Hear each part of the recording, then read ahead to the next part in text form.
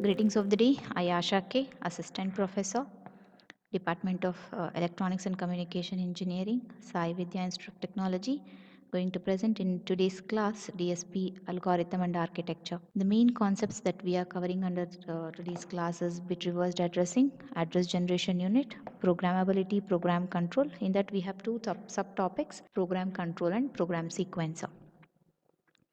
Bit reversed addressing mode. It is basically used in fast Fourier transform algorithm. With the help of this, we can easily calculate the bit reversed order when we have the natural order. It is used to calculate the index of the next data to be fetched. It works as follows. It starts with the index, start index 0. And to calculate the present index or the current index, we are going to add the half of the FFT length to the previous index. This process is done in a bit reversed manner, carry being propagated from most significant bit to least significant bit. The formula for calculating the bit reversed addressing is current index is equal to previous index plus half of the FFT size.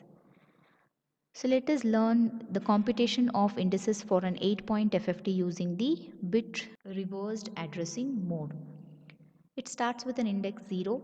Therefore, since it is 8-point FFT, we represent this 8 points like decimal number 8 in binary. It will be 3 bits 0, 0, 0. The next index is calculated by adding the half of the FFT length. That is half of the FFT length in this case is 8 by 2, that is 4. 4 representation in binary is 1, 0, 0. The present index is equal to half of the FFT length. Hence, we'll be having here 0, 0, 0 addition with 1, 0, 0 will be getting 1, 0, 0 as the answer. Again to the previous index, if we are going to add the half of the FFT length, 1 plus 1, sum is 0, carry is 1. Again, sum in this case is 1, carry is 0, again sum here it is 1. The next index that we calculated here it is 0, 1, 0. Let us analyze this bit reversed addressing for 8-point fast Fourier transform algorithm. Say the start index, as I have told you, it is starts with 0, 0, 0. To this half of the FFT length is added. This is the previous index or the start index. To this half of the FFT length is added, we are going to get 100. Again, this value in decimal it is 4. Half of the FFT length is added, 1 plus 1, sum is 0, carry is 1. Again 1 plus 0 plus 0, sum is 1, carry is 0, 0 plus 0, sum is 0. This is represented as 2 in decimal. Again half of the FFT length is added to this, we'll be getting 6 in decimal. We'll be having here 1, 0, 0, half of the FFT length. We'll be having addition of this in a reverse carry propagation manner. 1 plus 1, 0 is sum. 1 plus 1, 0 is sum. Carry is again 1 here. So 0, 0, 1 we are going to get. Again to this half of the FFT length is added. 1, 0, 1 will be having the answer as 5. To this 5, if we are going to add half of the FFT length, we'll be having 0, 1, 1, that is 3. For this, if we are going to add half of the FFT length, 7 is the next answer. This is tabulated in this particular table. So in index in binary, BCD value for this, bit reversed index and the decimal value for this. So if we observe this, after 0, 4, 2, 6, 1, 5, 3 and 7 we are going to get in case of bit reversed addressing mode. Now let us learn about the bit reversed addressing for 16-point fast Fourier transform algorithm. Here the index starts with 0. To this half of the FFT length, 16 by 2 is 8, is added in a reverse carry add operation manner. So the start index is 0. The present index calculated here is 8. To this half of the FFT length is added. We'll be having the addition results 4.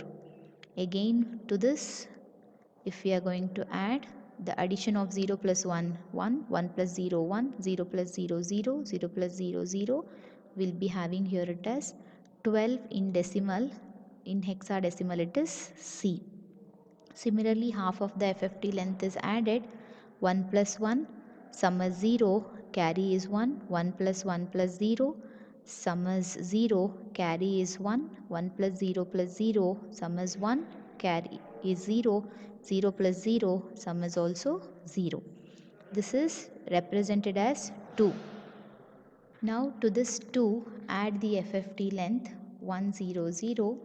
We are going to get the addition 0 plus 1, sum 1, 0 plus 0, sum 0, 1 plus 0, sum 1, then here it is 0. This is represented as 10. In hexadecimal we call it as A. Similarly to this A, if we are going to add the half of the FFT length, we'll be having sum as 0, carry as 1, 6 is the value. Again for this 6, if we are going to add the half of the FFT length, that is 8, 1 plus 1 plus 1 plus 0, that is 0 plus 1 is 1, 1 plus 0 is 1, 1 plus 0 is 1, 0 plus 0 is 0. It is represented as 14 and E in hexadecimal. Half of the FFT length is added here to get next index, that is 1 plus 1, 0 as sum, carry is 1, 0 as sum, carry is 1, 0 as sum, carry is 1. This is represented as 1. Again half of the FFT length is added here. If I am going to add the half of the FFT length, 1, 0, 0, 1 is the addition. It is represented as 9. To this half of the FFT length is added. 0 is the sum, carry is 1. 1 plus 0, sum is 1, carry is 0. Again 0 plus 0, sum is 0. Again 1 plus 1, 1 plus 0, sum is 1. It is represented as 5 in decimal. Again if we are going to add 100 to it, we'll be having 1101. It is represented as 13 in decimal. Equivalent value in hexadecimal is D. Half of the FFT length is added to the previous index. 1 plus 1, 0 is sum, carry is 1. 1 plus 1, 0 is sum, carry is 1. 1 plus 0, sum 1. 1 plus 0, sum 1. We are going to get the 3. To this 3, add again half of the FFT length, that is 0 plus 1 is 1, 0 plus 0 is 0, 1 plus 0 is 1, 1 plus 0 is 1. So the next answer that we are going to have here, it is 11. 11 in hexadecimal is represented as B. Similarly, for the present index, that is 0, 1, 0, 1, 1, add the half of the FFT length, we are going to get the next index, that is 1 plus 1 is 0, carry is 1, 1 plus 0 is 1, 1 plus 0 is 1, 1 plus 0 is 1. Again half of the FFT length is added to this, we are going to get the final answer. Here this is decimal value 7, here decimal value 15, we call this as hexadecimal value F. Again if we are going to add half of the FFT length, it will reaches to the start index 000. Table for bit reversed addressing mode for 16-point FFT is shown in figure. 0 is the start index, again 8 is the next one, 4, C, 2, A, 6, E, 1, 9. Afterwards we'll be having 5, afterwards we'll be having it is D, here it is 3, then we'll be having here it is B, then it is 7, then it is last one is 15. It is represented as F in hexadecimal. After completion of the bit reversed addressing, we have the next concept called as address generation unit. It is basically used to generate the address of the operands required to carry out the operations in the processor. As the address generation unit has to perform the mathematical operation to calculate the operand addresses, it is provided with a separate arithmetic logical unit along with the other building blocks.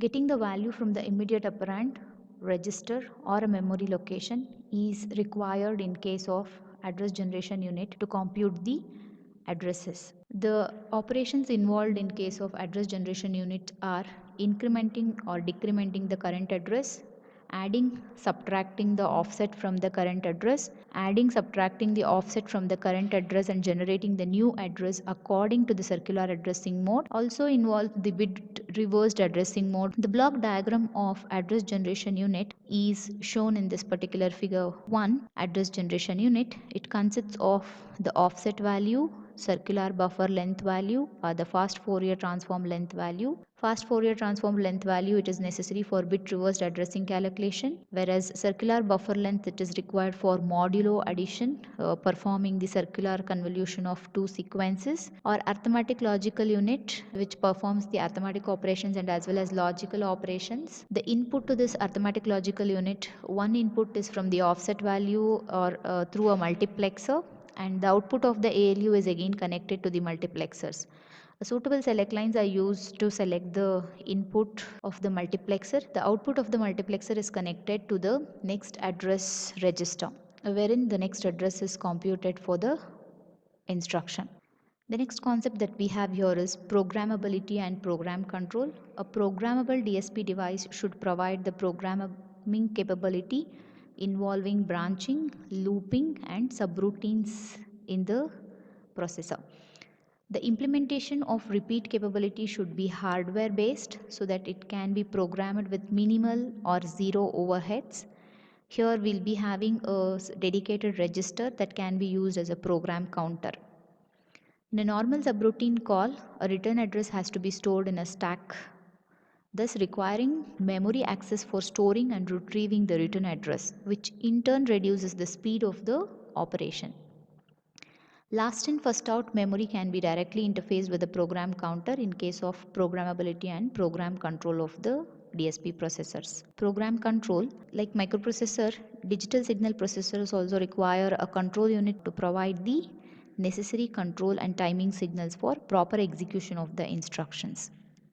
In microprocessor, the controlling is microcoded based, where each instruction is divided into micro instructions stored in micro memory. As this mechanism is slower, the microprocessor concepts are not applicable for the DSP based applications. So hence what happens in case of DSP, controlling is hardwired based, where the control unit is designed as a single comprehensive hardware unit, although it is more complex, but it is a faster hardwired based control it is used in the DSP processors. Program sequencer, it's a part of the control unit of the DSP processor to generate the instruction addresses in the sequence needed to access the instruction. Program sequencer also calculates the address of the next instruction to be fetched. The next address can be from one of the following sources. It can be from a program counter or an instruction register in case of branching, looping, and subroutine call related instructions, interrupt vector tables in case of interrupt related instructions, or a stack pointer which holds the return address of the main execution.